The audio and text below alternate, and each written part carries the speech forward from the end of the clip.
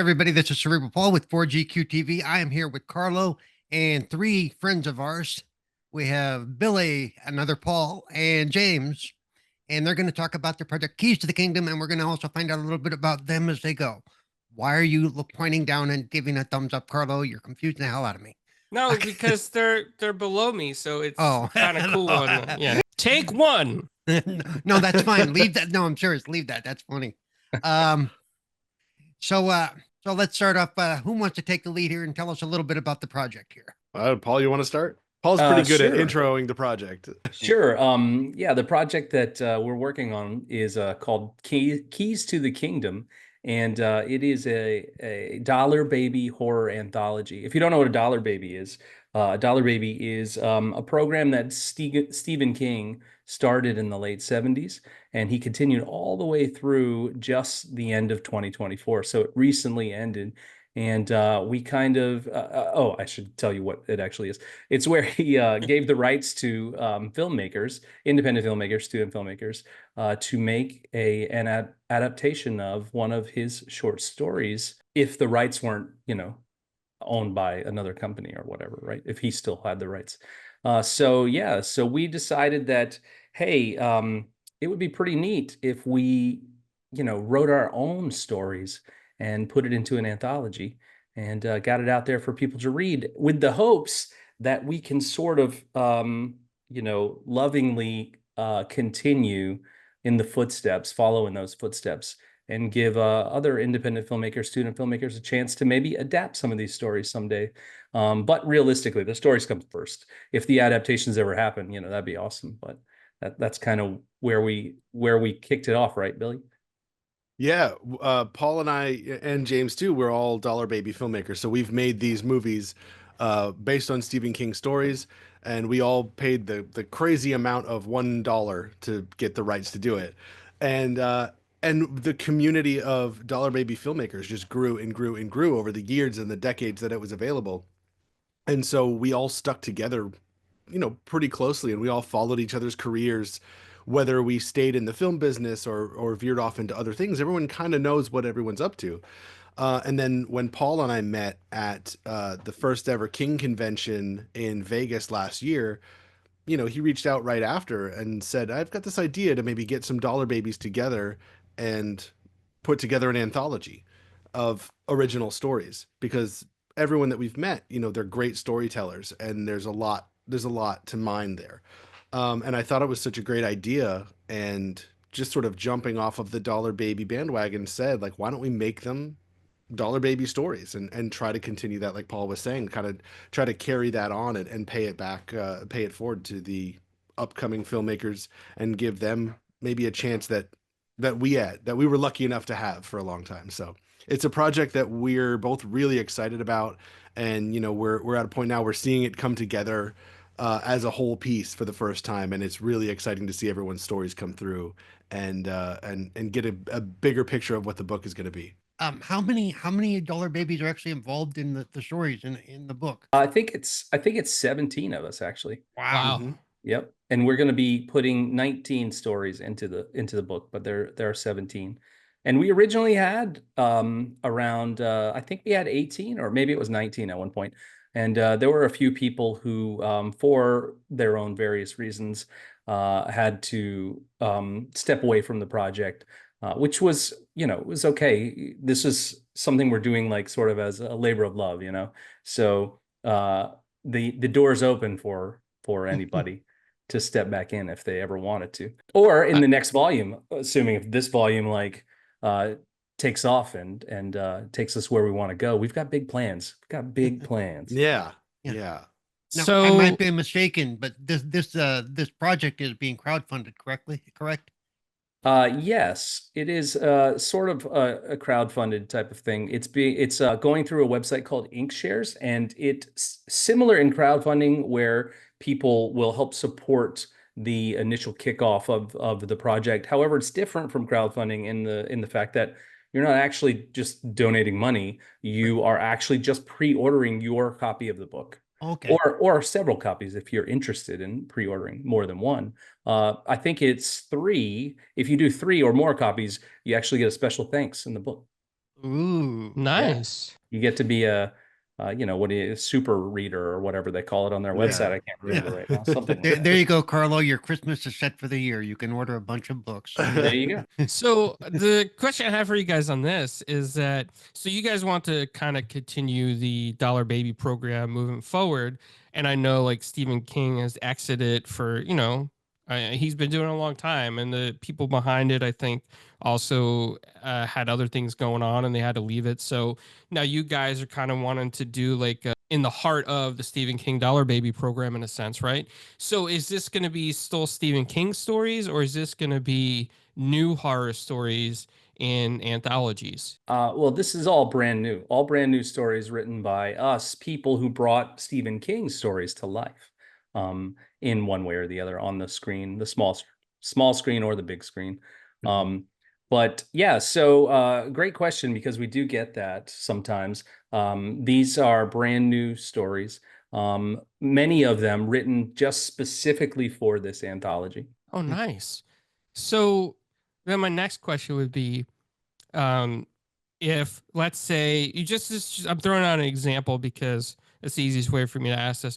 So let's say Paul is a budding filmmaker and he wants to dip into indie films. Would he be allowed to purchase like one of the rights to the stories just to make the film version, or be able to license it for a film version? That's the hope. That's the what we're trying to do is make these stories available in the same way that Stephen King's stories were available to us. So the idea would be, we publish this book and a filmmaker reads it and says, I love this, I want to adapt this. They write to us and say, I want to do this story. We give them the right to produce it and to screen at festivals for $1. And Wow. that means they can take the story, they can do what they want. The caveats are, and these are what the caveats were with the Stephen King deal, you can never sell it, you can never make money with it, you can never distribute it, you can never have it fully posted online. So there are restrictions to it. But even with that, even with Stephen King's deal, with those restrictions in there, the films, there are hundreds and hundreds of them now. And like I said before, the community of Dollar Baby filmmakers is so strong and tight knit that these movies, they get seen at festivals. I've been involved in a number of specific Dollar Baby festivals. So we're kind of hoping to do that same thing. And if all goes well, we want to create a similar community to that Stephen King Dollar Baby. Yeah, so that's what we're trying to do. So filmmakers, the idea would be filmmakers reach out to us and say, I want to do this story. They could do it, and we kind of go from there. Yeah, I have a quick question for all three of you. Sorry to interrupt. I have a quick question based on that. Have any of the three of you read some of these stories and went, I want to do that? Well, you know what we have. Billy and I are actually keeping a pretty tight leash on the stories from the other authors. So Billy and I are the only ones who've sort of read. Oh yeah, no. But I would say, yeah, for sure. Each one I read, I'm like, man, this would be so cool to make this into a film. It really would. It really would. And when we all met together for the first time, like through a call like this, the question was thrown out, hey, like what is our sort of our purpose? Are we wanting to write something for adaptations so people can do adaptations down the road? And our answer was really basically just write a story, like make something that you want to read and you would want others to read. And if it leans toward something more adaptable, then that's great. If it doesn't, that's also okay, because there are other sort of avenues. For example, in the Stephen King Dollar Baby world, there are animated adaptations. There are sort of theatrical adaptations. There are sort of like audio drama versions that people write and they produce. So it doesn't have to lend itself directly to being a film necessarily. That's just what the majority of them were. And that's what we were kind of looking at. You weren't looking for screenplay ready stuff necessarily. No, not necessarily. And James actually, he sent us a few different stories, And when I was reading them, I said to Billy, I said, man, both of these could fit right in here. It'd be awesome. It'd be perfect. And then James is like, I actually want to write a new story. And we're like, okay, great. But we're going to keep these in our back pocket because they're great stories too. And so it's just exciting anytime that they show up. You know, you get that little ding in your email and you open it up and it's like, oh yes, new story, you know. So that's what I've been living with for the last couple of months, and me and Billy. And the other authors are just like, what's happening? And we're like, no, not yet. You will know. You will know. Yeah, we've been like, yeah, that first conversation that we had was really great because we really wanted everyone to come to it with like, give me a cool story. That's first and foremost. It starts with story because it's not going to make a cool adaptation anyway if it's not a cool story. Right, exactly. And yeah, the thing we kind of impressed, like Paul was saying, just to echo that a little more, was, you know, Stephen King's got poetry. Like there were a couple of poems in there that were available for adaptation, and people did them, and they were really cool. So, yeah, it all starts with a good idea, a well-told story, and then from there, who knows? Very cool. So, and now, so is everything pretty much? Is it a horror lineage, or is there a mixture of different types of stories? Or well, we sort of are casting a little bit of a wide net, but we said, hey, let's stay in the sandbox that Stephen King has made, right? So we want to stay in that sort of horror vibe, maybe suspense thriller. But there is thankfully there is a lot of different flavors in this book, and it's really cool, actually.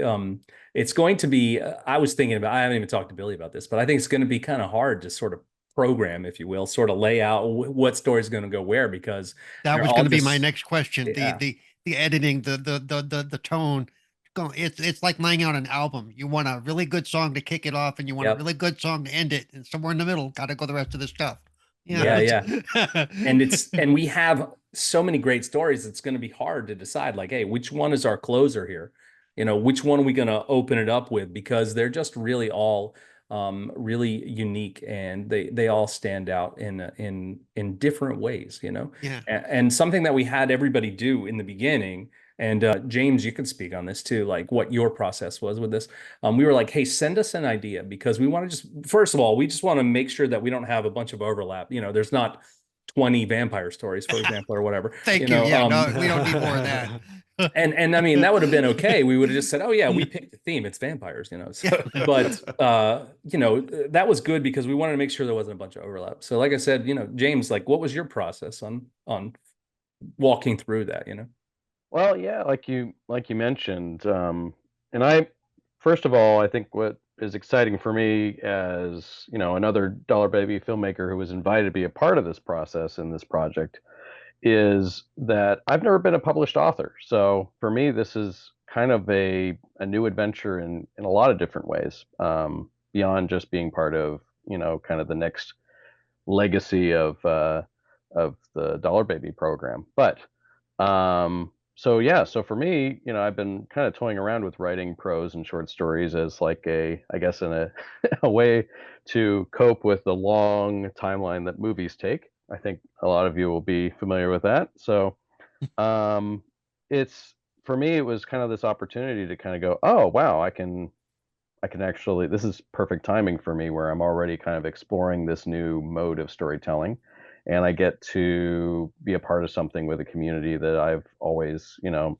not only, you know, just love the people and love, you know, fellow Stephen King fans, but it's been I would say a community that's given me so much as well as a filmmaker. A lot of my first opportunities came from Gray Matter, which was my Dollar Baby project, back in 2011, I believe.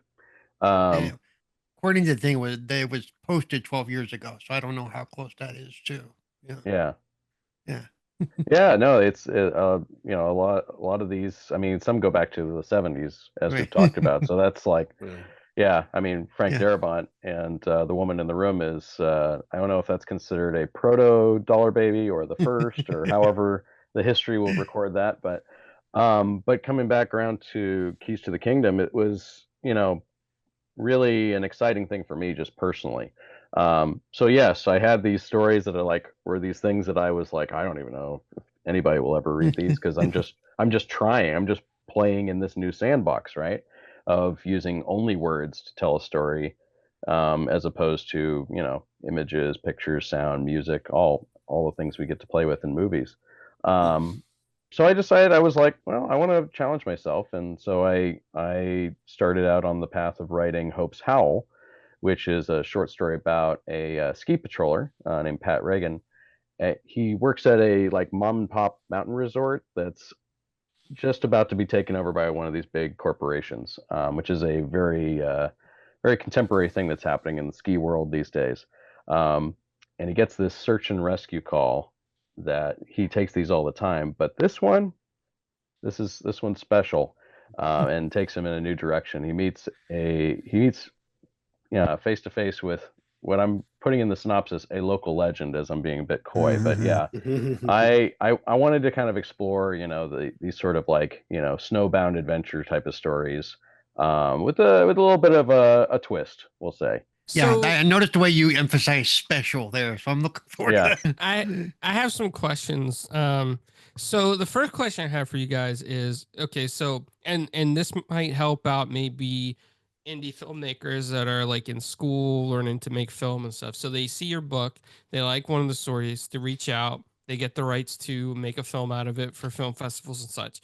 Now, their next question is probably going to be, how do we find funding to make something? And you guys have probably been through this process before. And, you know, sometimes I hear horror stories. Sometimes I hear, oh, it wasn't that hard at all. I just found somebody that wanted to support my film. But how would you guys tell first time indie filmmakers maybe going to school for filmmaking to find funding to make a short like this? That's the $1 million question, isn't it? Yeah. Yeah, I mean, I wish I knew. Yeah, Yeah, no, talk, yeah, exactly. talk to your I- teacher. No, I'm kidding. Yeah. I think, you know, the only real advice that I would have is don't spend too much time on it.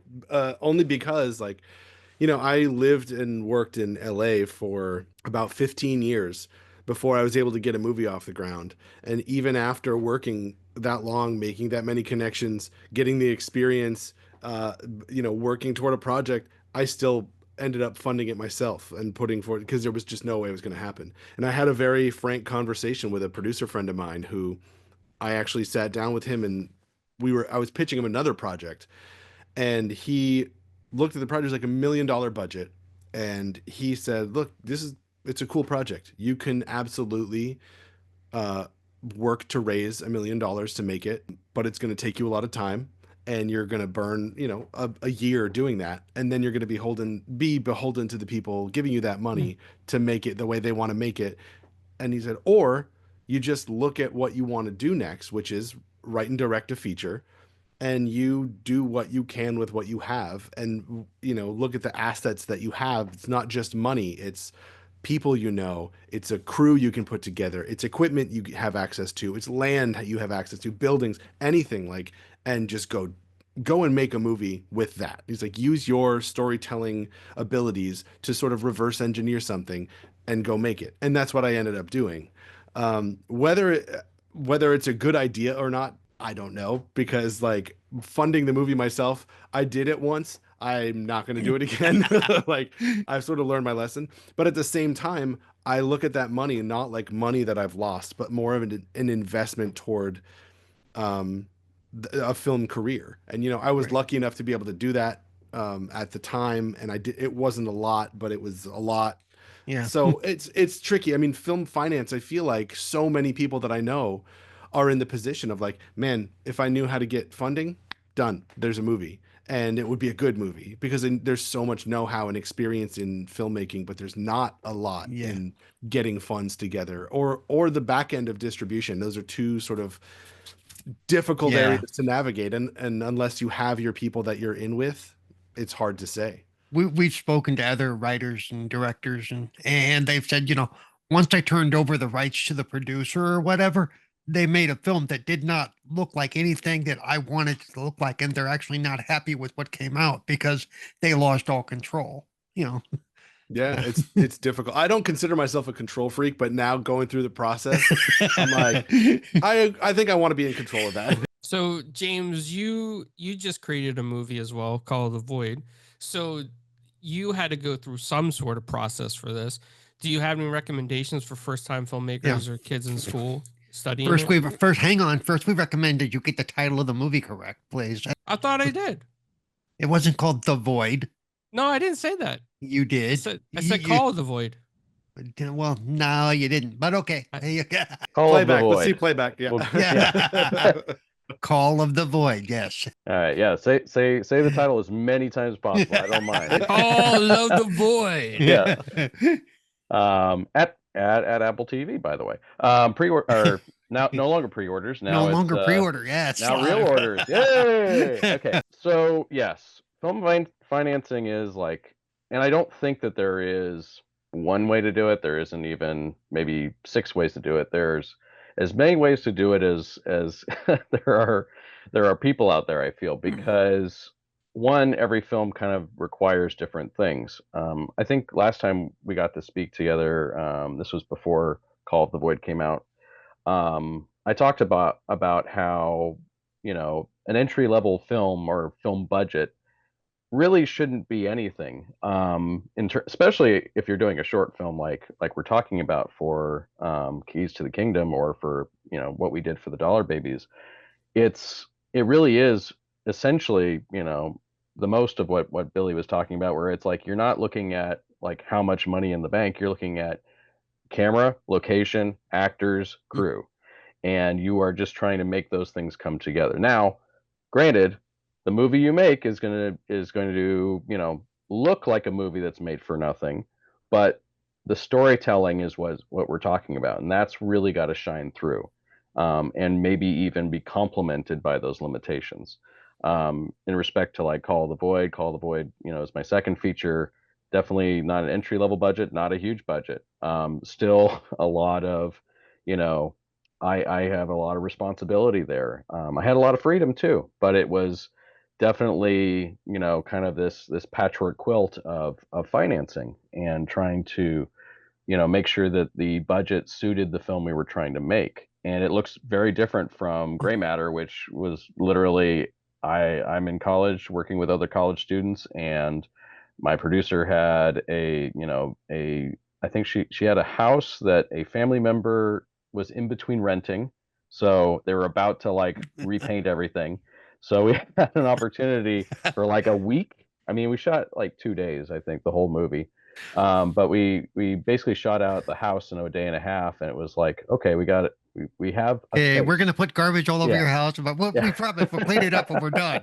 Yeah. Oh yeah, no, we had Gushy Monster stuff. It was a whole thing. But you know, we knew at the end of the day we had to, you know, our budget was we're gonna paint the house back. So we were gonna fix it. Yeah. And that was huge. That was a huge asset. Andy Hamamoto was my producer on that back in 2011, and you know that made the movie in a lot of ways. It wouldn't have been made without a location, right?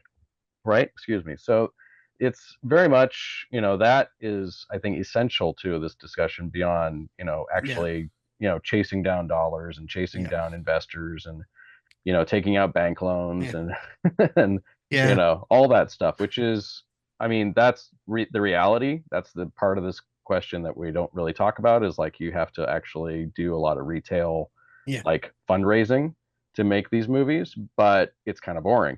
But that really isn't essential as well. So anyway, that's the I will say, like we know somebody who does 48-hour film festival stuff, and some of the stuff that they turn out on no budget, it's just basically, okay, what do we have access to? Okay, we have your hotel room, we have a car, and we have this back alley we can use. And it does come down to the storytelling, because they get it all done in 48 hours, literally. And I think that's a great way to learn how to guerrilla shoot, if you want to, you know, but it makes them be creative, and it does focus on the story that way. And that way you're not worried about, okay, I need $150,000 tomorrow. Yeah. Yeah. Well, and like you're saying, Paul, I mean, very similarly, I'm thinking about Call of the Void was the same setup, just with larger scope. I had a location, and that location was these cabins that were owned by a family member. And I was like, well, I'm going to start there. And, you know, I had an idea for a story, but I had to marry it to a location I had access to. I had to marry the idea of like, okay, it's very much constrained, therefore a claustrophobic story, you know, and all these elements kind of have to be they have to generate organically out of these things. You don't want something to feel forced, like, oh, Right. I can see the limitations of Yeah. how they made that.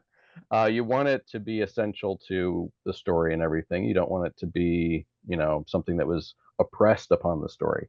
So yeah, like that, you know, like I said, it's like gray matter, Yeah. very even smaller scale and budget, but still Yeah. the same methods, you know, in terms of trying to get it made. And it's kind of weird that maybe I haven't gotten much further in that, but I guess, you know, like I said, the scope's gotten bigger.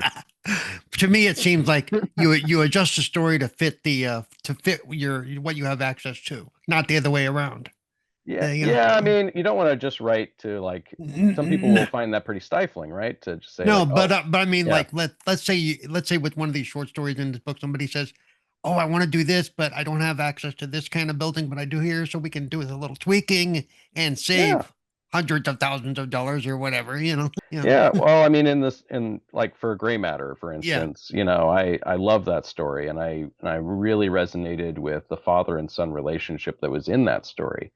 So that became the central focus of my Dollar Baby. Yeah. You will see many adaptations of gray matter that are just every single one of them is very different, and some of them focus more on the monster, some of them focus on, you know, the season, you know, the sense of it's in the winter. I mean, I don't know Yeah. if you guys saw the Creep Show on Shudder adaptation Oh, of yeah. gray matter. So, you know, the story can be done many different ways, right? By the way, I worked with a vice principal that was much like that guy, except he wasn't a nice guy in the end. He was just a jerk the whole time. But Okay, can I talk about Alan Troutman really quick? Because you Yeah. brought him up, and he's such a dear man, and he's so awesome, and he's just one of these great things that happens in filmmaking where you cast somebody, you don't know necessarily all the history that comes with them. So Alan Troutman is he's a Muppet, he's a Muppeteer. He and today even he is working heavily in motion capture acting. Um, and you know, he was on Jon Favreau's Jungle Book. I think he worked on the Lion King films as well, because he's a physical actor.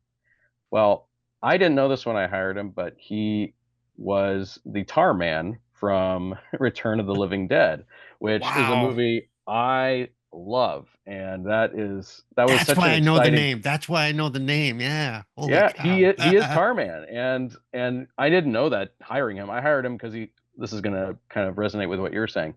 I hired him because he looked like my gym teacher in middle school, who I did not care for. So I that's not necessarily a compliment, I guess, but it was just like one of those things, like you have a doppelganger in your life, right? And you see them in casting, and I mean, he delivered a great performance too in the audition. So I was just like, oh, this is the guy. He feels, you know, middle school to me, or elementary school, or whatever the case. He was just very, very much felt of the place and time that I was trying to create the story. He felt like the person who I was trying to create here. So he was one of the actors in The Dinosaurs on ABC, if you remember that show. I Back love in the day. that So show. very, I love that show.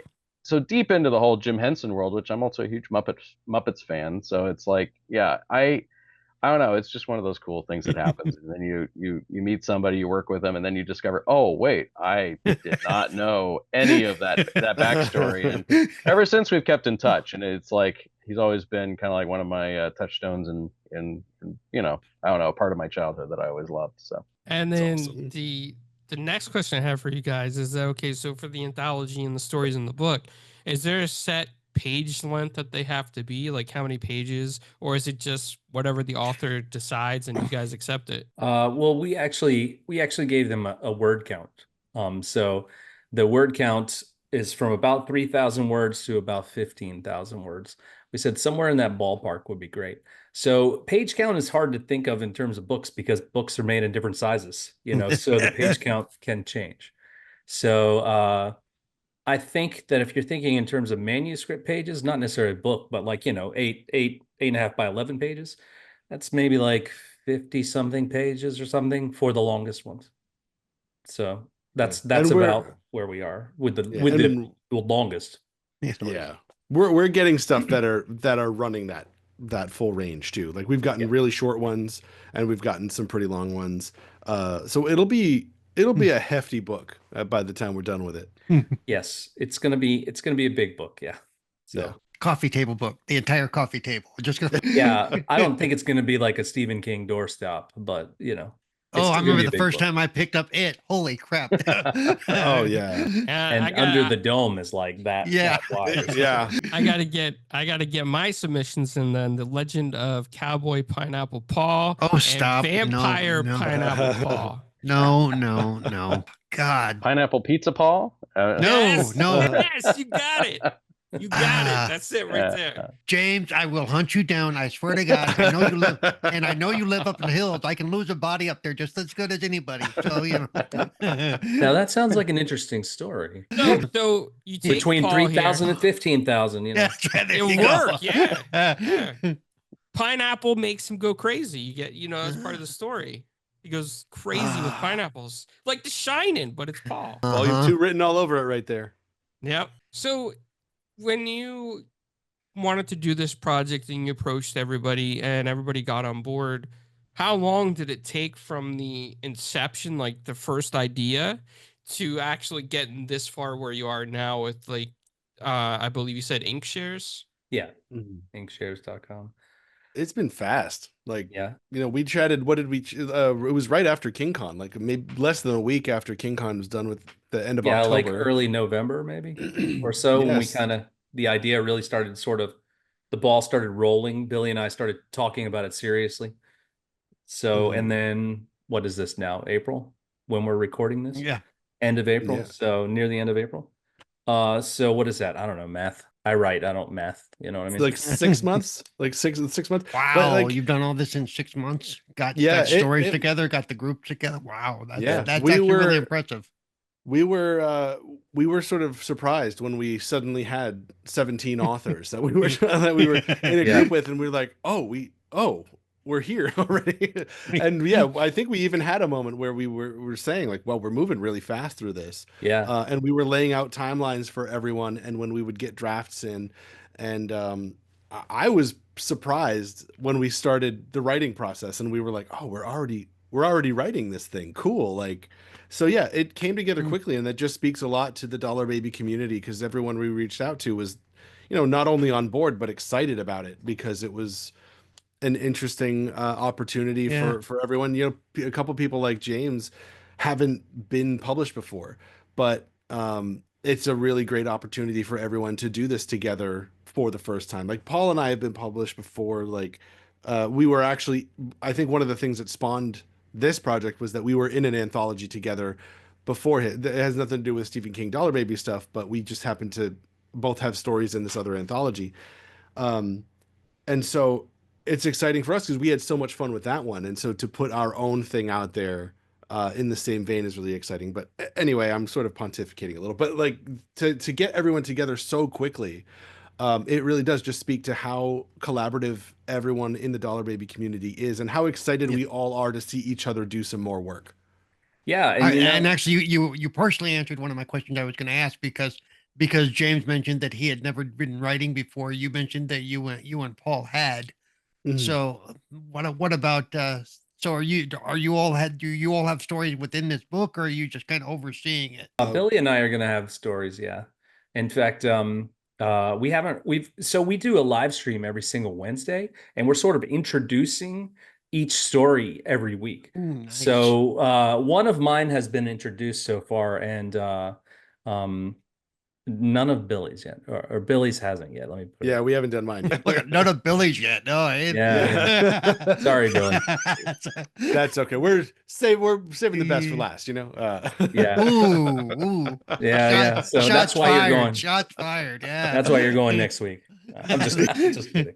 No. Yeah. So if you go to the Inkshares webpage, which you guys, I assume, are going to put in the show notes or whatever. As long as the PayPal payment comes through, yeah, sure. There you go. So you can actually see every single week I update the page with each new story. So right now I think there's 6 or 7 that we have announced, including James's story, Hope's Howl, and the story that I wrote called Red Eye, and mine is about a guy on a turbulent flight that's battling jet lag. Like, It was inspired by going to King Con in Vegas, partially because I was only there for 2 or 3 days and I live on the East Coast. So for me, I had to like have a bunch of jet lag and then immediately have jet lag again. So I was super tired. And this guy on the plane, he struggles to keep his grip on reality. When he starts seeing strange things in the shadows on the plane. Does he scream, "There's something on the wing"? No, I'm kidding. Something, yeah. William Shatner is going to be in the adaptation. Yes, exactly. So I And guess it's really good. to speak to a little bit more, there are 5 or 6 there that you can go take a look at their elevator pitch or whatever, your log line, and see what you like. There's more added every week. So there you go, including potentially Billy's if he's nice. Unless I get cut from the project, we'll see. Well, I didn't want to say anything. But yeah, it's a fun and exciting way for us to share and sort of reveal the book piece by piece. And also like the other authors are seeing it for the first time too in those live streams. So like James doesn't know what we have coming up, but next week, if he tunes into the live stream or checks in later, he'll be able to see, another author come through and, hey, here's my story. And it's really, it's been fun to do them actually, to give each story, a 15-20 minute conversation where we talk to the author a little bit about their background, the Dollar Baby film that they made, and like put it out there for everyone to see. Very cool. So have you managed to get like a forward or anything from Mr. King himself? Given that he's the impetus for all of this? Billy? Not yet. Not yet. That's a good answer. It's all it's all a process. But that is kind of the hope is, to get his attention, say, look what we're doing and say, what do you think? That kind of thing. But not yet. Yeah. So I'm looking at Inkshares right now. And just for the people that may be listening at this point, can you say the name of your project again? Oh, yeah. It's Keys to the Kingdom. And the actual web address is not super hard to remember. Inkshares.com/books, Keys to the Kingdom, and a dash between each of those words. So keys dash, I haven't been drinking, I promise, to dash the dash kingdom, So it's relatively easy to remember. Everything is right there, including a sample. They can, if people want to read a sample, from my story, Red Eye is up there. You can see you can learn about each of the authors, all 17 of us. There is a place that you could pre-order if you want to get your own copy or copies and get special thanks in the book. So Billy, I noticed that not only is his been the one mentioned on the podcast, but it's his sample that you read. So I think you're getting left out here. I don't know. I feel that one. I do. I have to say it is my own fault. but I think we'll be putting up another sample shortly that may or may not be mine. Look, he's taking notes now. That may or may not have just been finished. Yeah. So we left it sort of open to the authors. Like, hey, if you want a sample of yours to go up, we'll be happy to put some up. We're not going to force anybody. And I was like, I'll go ahead and throw a little sample of mine up. Oh, I was just messing around. I figure we're having fun, so Oh yeah, for sure. And like Billy said, we're gonna have a sample of his up pretty soon. He has finished it, and I have seen it, so it's gonna go up. So we have a different author each week on the live stream, and we're just gonna wait until we have a week where it can be just me and Billy before we put his up. Nice. So doling it out slowly. Yeah. I was gonna say with this Inkshares, and I noticed you have a funding goal that you have to reach or at least try to reach, and you have 3 different tiers right now, which I think the e-reader is perfect. $10 if you want an ebook, $20 if you want a paperback, $60 if you want 3 plus your name in the book. I mean, that's pretty cool. I'm not gonna lie, like $60 is for like a hardcover book these days. So now you get 3 of these books plus your name in this, and I think that's really cool that you do that for people that want to support you. And what happens, like, let's just say that you don't reach the goal, what happens to the people that donated to the project? That's a great question. They will get a refund, and we will be exploring other avenues. We actually have a few different avenues that we could go if it doesn't work here on Inkshares. We chose Inkshare. We talked to everybody in the book, and we kind of sort of came to the agreement that getting this in front of the most people that we can is an important goal. And Inkshares will give us that opportunity to get this out there in front of as many eyes as we can. But if Inkshares doesn't work out, one of the options, we could always self-publish. Billy has self-published in the past. The anthology that we were in together was a self-published book. So, I mean, we have done that and we know how to do that if that's what we need to be. But we also have other avenues that we're going to keep in our back pocket. And with Inkshares, are you able to, let's say, add as you go, or is it already finalized for this version? And like anything submitted now could be possibly for like a second anthology book. Great question, Billy. Yeah, I think we've got the stories that we're gonna have for this volume, but we are, and we knew this would happen as soon as we announced the book. We got a bunch of people saying, "Can I submit? Can I submit?" So the idea was to have this first volume really focused, really like dollar baby filmmakers only, not to be, not to exclude anybody else, but we thought, if we're going to do this thing where we're paying it forward and we want to do the dollar baby thing, let's have dollar baby filmmakers first to kick this thing off. And then from there, we'll see how it does. And, next volume, we can open it up to other people that we maybe wanted to reach out to, or people that couldn't fit it into their schedule this time. Or so like the stuff coming in now would probably be for a second volume for sure. So Yeah, and we've got a pretty good idea of the book now, what it's going to be. And, like we were talking about, we've got, I think we've got all the stories in.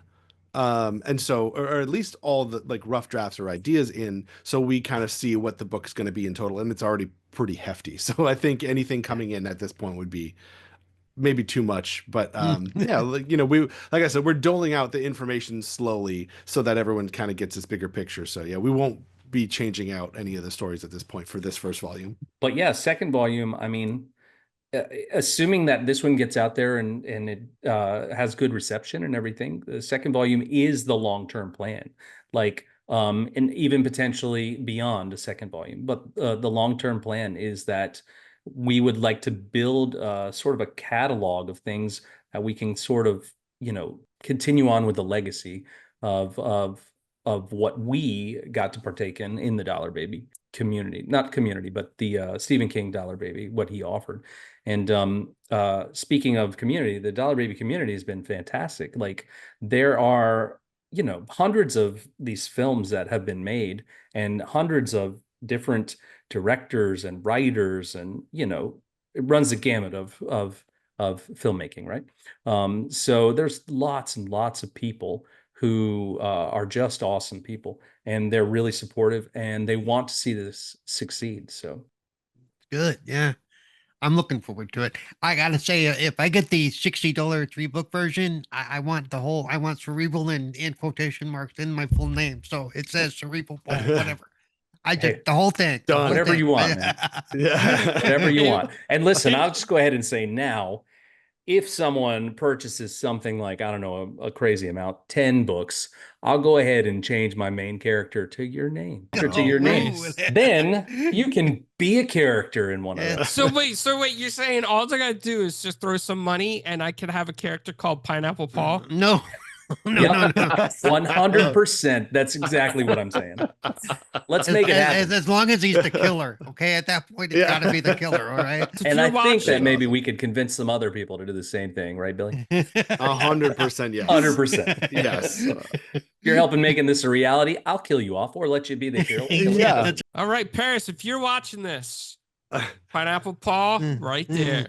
No, I'm really excited for this. I think this is a great idea, and I think what you guys are doing, especially like paying it forward for future filmmakers to have an opportunity to work from, a sheet already or something that has been printed and take that and then turn it into a film.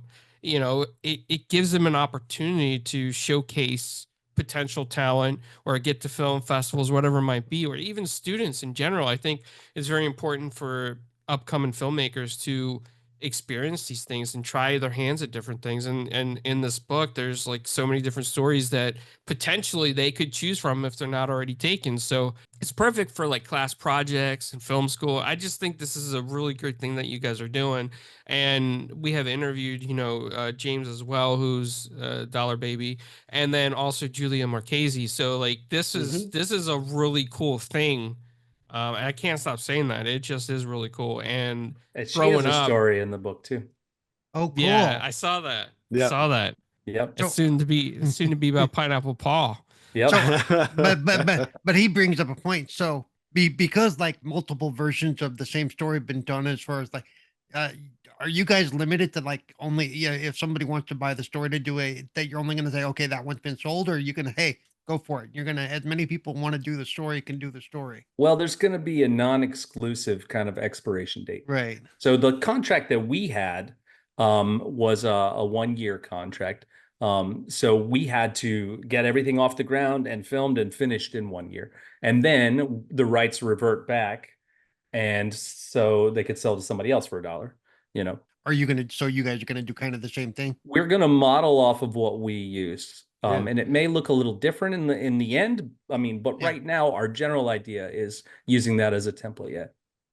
Yeah. And oh, sorry. I was just going to say, I want to throw out too, like there's a lot of variables in here because it depends on the publishing of the book. The publishers, depending on how all this shakes out in the end, they will have some say in whether that is even a possibility or not. But our idea is that we really want that to work, Well, and if we self-publish, then obviously we'll be in control of all that, and we can make that happen for sure. Billy, I didn't mean to cut you off, man. No, that's all good. I was just going to throw in that when I made my Dollar Baby Survivor Type, it was back in 2012, there actually was another version of Survivor Type that was sort of making the festival rounds at the same time. And we ended up screening at a bunch of different places together. And it was this other filmmaker named Chris Etheridge. And he is actually one of the authors in this book as well. And we're doing our live stream with him tomorrow. But like so there is, I'm sure we're going to talk about our dual Survivor types, but they, they're both really different from each other. And, I think the idea is to have multiple versions of each of these stories, and it would be really cool to see different adaptations of Paul's Red Eye or Hope's Hound. Like it would be really cool to see different filmmakers take a stab at it. If there were an animated version or an audio drama version of something, like that's part of what I find really exciting about this. By the way, real quick, I want to throw out that I'm not a found footage fan in general, but I've got to say with Survivor Type, you did a wonderful job. I mean, oh, thank you. Really, seriously. Yeah. Thanks, man. I appreciate that. Yeah, for that adaptation, the thing that really clicked for me right in the beginning was, that story is told as a journal entries. So, in trying to take the feel of that and like the sort of immediacy of it and just how personal and internal it was, the idea to take it from a journal to a video journal was like it kind of a no-brainer. And then as soon as I did that, I was like, all right, now I understand the movie and I know how to make it. So yeah, it was, it's very in your face and affecting. Yeah, it really was. I'm going to go have ribs for dinner tonight, but I've had a couple of friends that are like, hey, I'm about to watch Survivor Tape. And I usually say like, hey, don't eat anything for like 20 minutes. Like just see how the movie goes and then eat after if you still want to. Paul, your famous question. Oh, and James already knows this question, but the others may not. Okay, we asked this at the end of every podcast or every show. Pineapple on pizza, yes or no? Ooh. Hell yes. Hell no. Actually had it yesterday. Oh man. Why are we okay? Everything I just said nice about your movie. Never mind. Yeah, no, that's a no from me. Nope. I don't like it. But I don't like pineapple in general. I don't even like the touch of it. Like, ugh. Yeah. See, I don't know when I first had it, but the first time I had it, I was nervous about it, and then I ate it, and I went, "Oh, I get it. It's delicious." And I told this to my dad. My dad was very small town, grew up in rural Maine.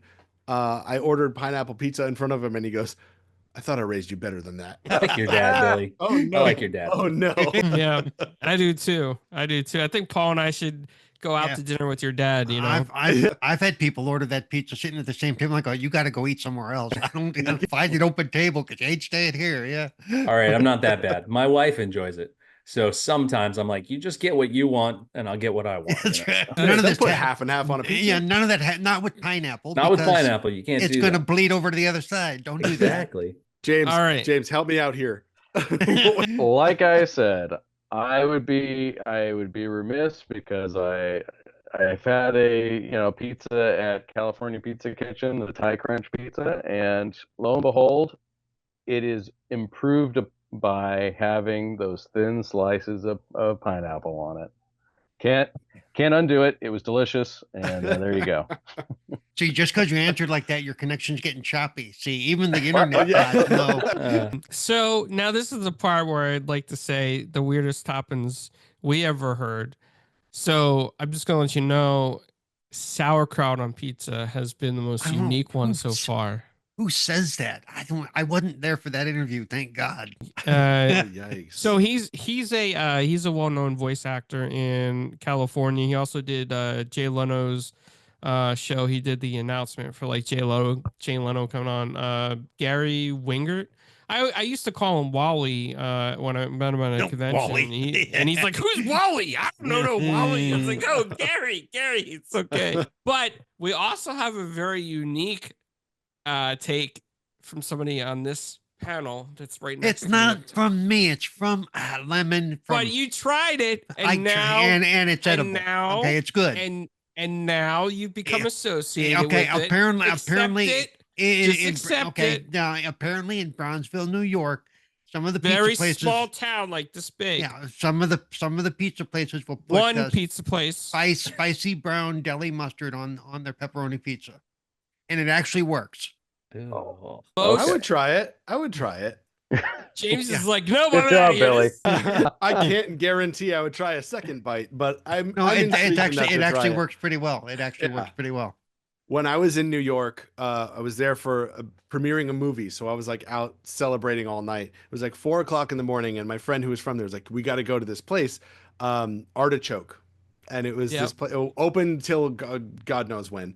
And I went and had an artichoke pizza, and it was delicious. I've had really, those kind really of good. pizzas before. They do work more than Yeah. sauerkraut. I can't see. I love sauerkraut, but not on pizza. No. Yeah, no, yeah. I couldn't do sauerkraut. my family's in the pizza business, so I've seen everything, you know, like calamari, sardines, Mm. anchovies, olives, broccoli, cheese. But I never will say seen when I sauerkraut or was in spicy brown mustard. when I was in college, I used to do the sardine thing because I like it, and it guaranteed that nobody else was going to try to eat my pizza. You know, Nobody It was- would. I can tell you that. Yeah. Nobody would. The smell stays with you for a little while. Carlo, how about I have a kimchi? friend. How about a what? Kimchi. I do. Yeah, kimchi is Ooh, I would do basically kimchi. That would Yeah. be good, actually, I think. That Yeah. sounds interesting. I would try it. Yeah. I would I give have it a a- shot. I have a friend from Brazil, and he said the pizza places there are crazy. They will put anything at all on the pizza. It doesn't matter. Like, and not just like one topping, but they'll put all of these random like French fries and gravy, and then like broccoli, Yeah, and then asparagus. And I mean, some of that weird stuff you see on those internet feeds, and you go, "Oh, yeah." but he's like, it's Yeah. awesome. And I'm like, Yeah. I don't know. He's like, well, come to Brazil and try it. I'm like, yeah, I could do that maybe. Gravy. That's unique. I Gravy. mean, they're will- like this thick, these pizzas. Yeah. It's crazy. Oh, It- yeah. I mean, there's some really interesting looking ones. I don't know though. If I, would- Yeah. I mean, I'm adventurous a little bit. I but mean, when you start talking about, French fries and gravy, then you're just talking about, that Canadian yeah. dish, Yeah. Oh, poutine. Poutine, the yeah. food of that's the food of my people right there. I Yes. feel like I've got gravy running through my veins because of that. That's right. that's just the cholesterol, you know. That's Yeah. that. Yeah. That's Well, in that I think case, that's the correct word. It's, yeah. it's not running. It's kind of crawling through your veins Yeah, slowly. there- Yeah. Yeah. I'm tired a lot. Yeah. Anyway, thank you all for joining us today. That was great. So why don't you give us, we've talked about it before, but tell us where we can find the information and find you guys and all that stuff. And if people want to look you up and, All right. Well, if you want to check out Keys to the Kingdom, you can just go to inkshares.com or Google inkshares.com, Keys to the Kingdom, and I'm sure you'll find a link. If you want to go directly to the link, keys to the kingdom /book/keys -to -the -kingdom. And if you want to follow me anywhere online, most places I'm at Paul Inman SC. And Billy is I'm used to doing this in our live stream, so no, please do it. No, go. No, it's good. Yeah, if you want to follow me or my stuff, I'm Attaboy Billy, ATTA boy Billy with dots between. But yeah, the Inkshares page is a really good hub of sort of all of the stuff that we're doing for the book, so you can kind of branch out from there to find all of us. But yeah, I would encourage you, like, if you're interested in the book, go to the Inkshares page, look at who's involved, and track what they're doing, because we've talked about this a couple times, but every single author has their own stuff going on, like their own exciting projects going on, like Call of the Void, for example. Exactly. Call of the Void is out there. So a few times in these live streams we've been talking about everyone's upcoming projects or projects that they're just wrapping up, and so yeah, there's a lot of exciting stuff, but I would start with that Inkshares page and kind of go out from there.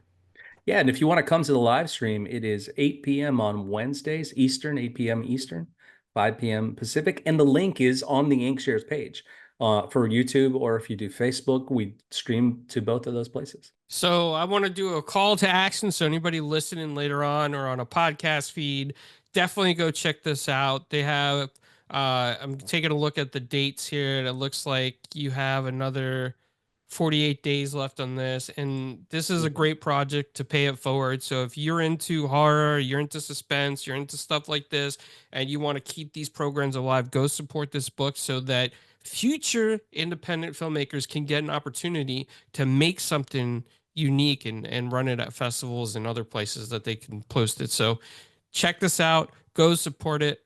I already highly recommend it. There's many great authors in here, James and Julia as well. So yeah, definitely check it out. Yeah, thanks so much for having us on, guys. Like, absolutely.